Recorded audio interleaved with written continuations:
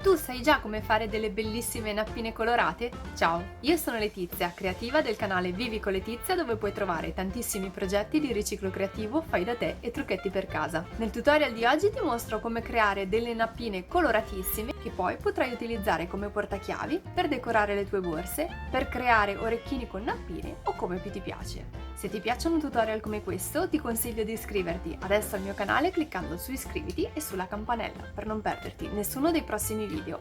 Se invece questo video non ti piace, lasciami pure la tua critica costruttiva nei commenti. Ora passiamo al tutorial, continua a guardare.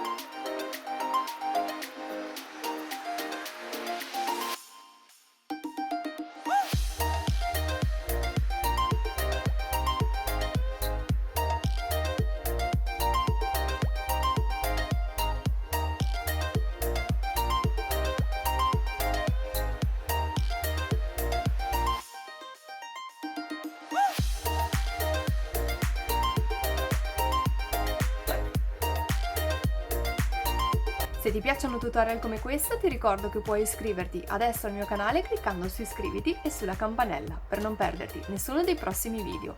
Tu sapevi già fare le nappine in questo modo? Fammelo sapere nei commenti e se questo video ti è piaciuto potresti lasciarmi il tuo like e condividerlo sui social. Io ti ringrazio fin da ora.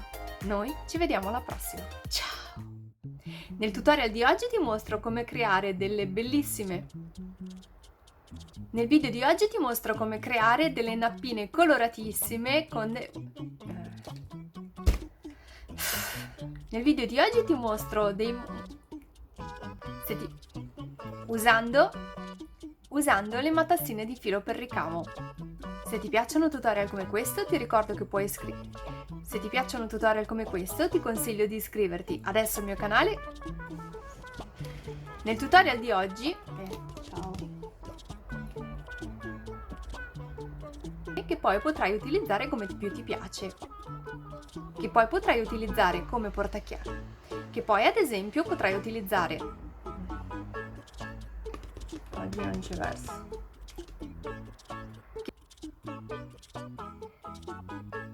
che poi potrai utilizzare